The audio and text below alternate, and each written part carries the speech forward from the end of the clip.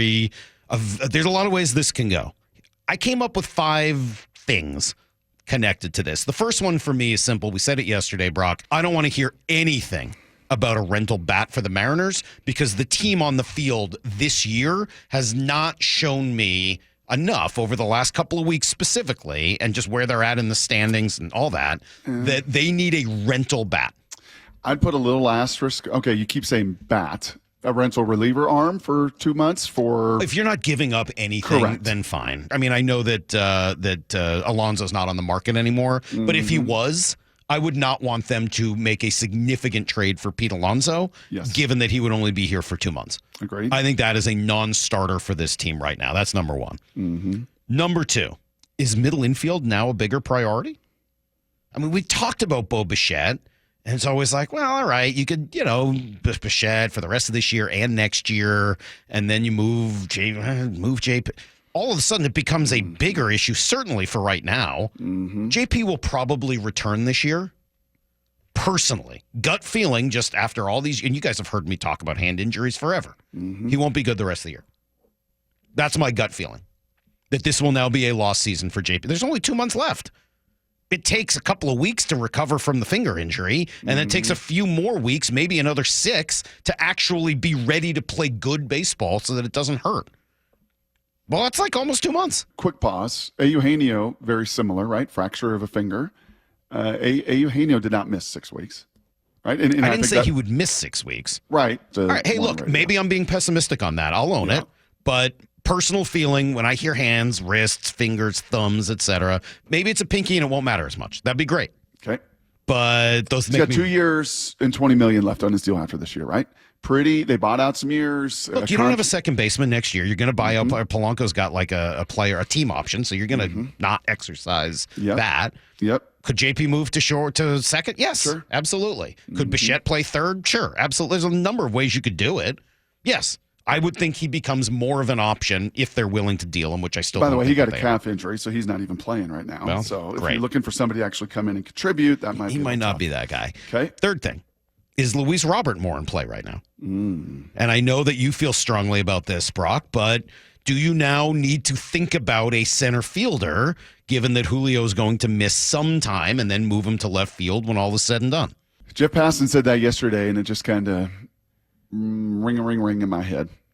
Again, just an absolute impact bat. We know how hard those are to find, to develop, to see. You feel it. You see it. If Santos is at a breath of fresh air and come to a much better organization than the dumpster fire that is Chicago. What did Jeff say yesterday? Not just the worst team in baseball, the way he said. Right. Maybe the worst team of all time. Of all time. And that's what this dude is trudging through. And, yeah, the numbers aren't great, and he swings a miss, and the on-base isn't great, but you know what it is a dynamic, difference-making, impactful bat, right? When Luis Robert steps in the box. It's different. It's kind of my fourth point, which is any and every deal now has to be just as much about next year as this year. Yeah. Yep. You have to be playing both sides of that at the same time, and they've always done that, but it's got to be, and I'm not saying you have to be a buyer/seller, but you do need to be thinking about next year, even more than you already did. That's number 4. But 5 is where it starts getting a little bit tricky. And that is, if I'm Jerry, and I'm putting myself in, this is what I would want. Not what Jerry wants, what I would want. If I were Jerry Dipoto, if I were in charge of this team, I would want to trade the farm because I'd be a little bit worried about my future. And I would know and think anyway, hey, if this team doesn't make the playoffs and we lost a 10-game lead and all of the guys I brought in the offseason failed, I got a significant job problem at the end of this year. And I would like to continue to be employed. So if I have to trade the farm, I'll trade the farm. Yeah, Luis Robert, Brent Rooker, whatever you need. Yeah, bring it all in. Lamont Wade, sure. I need to make sure this one team succeeds because next year's not going to be good enough for me.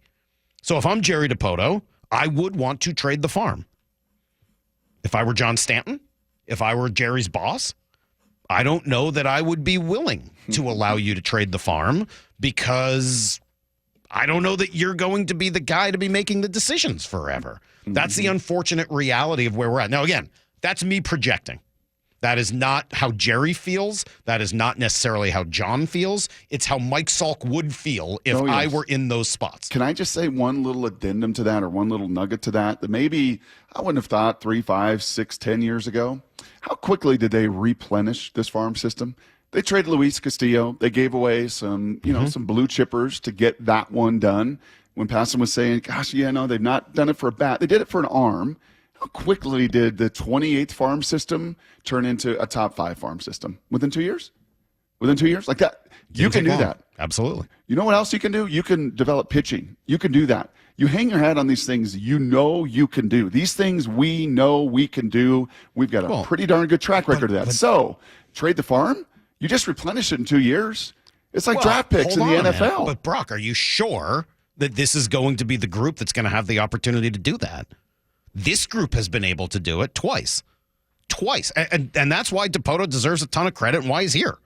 Twice, he has replenished the farm system. Once when they did the rebuild, and a second time after they traded a lot of those guys or graduated those guys to the big leagues. He gets credit for that. That's why these things aren't simple. It's easy to say, oh, they're playing bad, fire somebody. Yep. Well, it's not quite as simple as that. Especially a president like Jerry, who his job is not just about the trades he makes, it's about the structures that he's developed. That's right. And when Passan says, hey, this is a smart organization, not a dumb one, that is a huge part of this equation. In the process, this is a process-driven organization whose process Those is things spot matter. on, except this process.